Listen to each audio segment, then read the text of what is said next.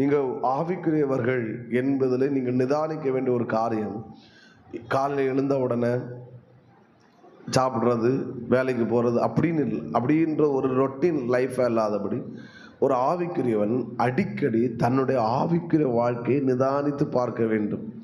திரும்பவும் சொல்கிறேன், எந்த வண்டியாக இருந்தாலும் அடிக்கடி ஒர்க் ஷாப்பு போகணும்.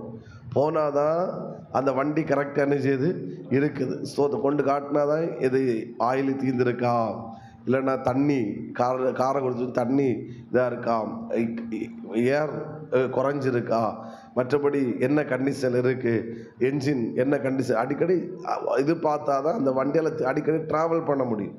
அதே போல் ஒரு ஆவிக்குரிய தேவ பிள்ளை நீங்கள் அடிக்கடி யோசிக்கணும், என் ஸ்பிரிச்சுவல் லைஃபு எப்படி இருக்குது, நான் நல்லா ட்ராவல் பண்ணுறேனா, ஏதாவது பாவங்கள் ஏதாவது என்னிடத்தில் ஒட்டுகிறதா, இல்லைன்னா ஆண்டவரோட உள்ள ஐக்கியம் எனக்கு எப்படி இருக்குது, 2023 காட்டிலும் 2024 நான் ஸ்பிரிச்சுவலாக வளர்ந்துருக்கிறேனா இல்லை டவுன் ஆகிருக்கிறேனா, இல்லைன்னா என் வாழ்க்கையில் சில இழப்புகள் வருது, சிலது என் கையை விட்டு போகுது, சில மனிதர்கள் என்னை விட்டு போகிறார்கள், சில உறவு கட் ஆகுது, என்னன்னு தெரியலையே, என் ஸ்பிரிச்சுவல் எப்படி இருக்கிறது.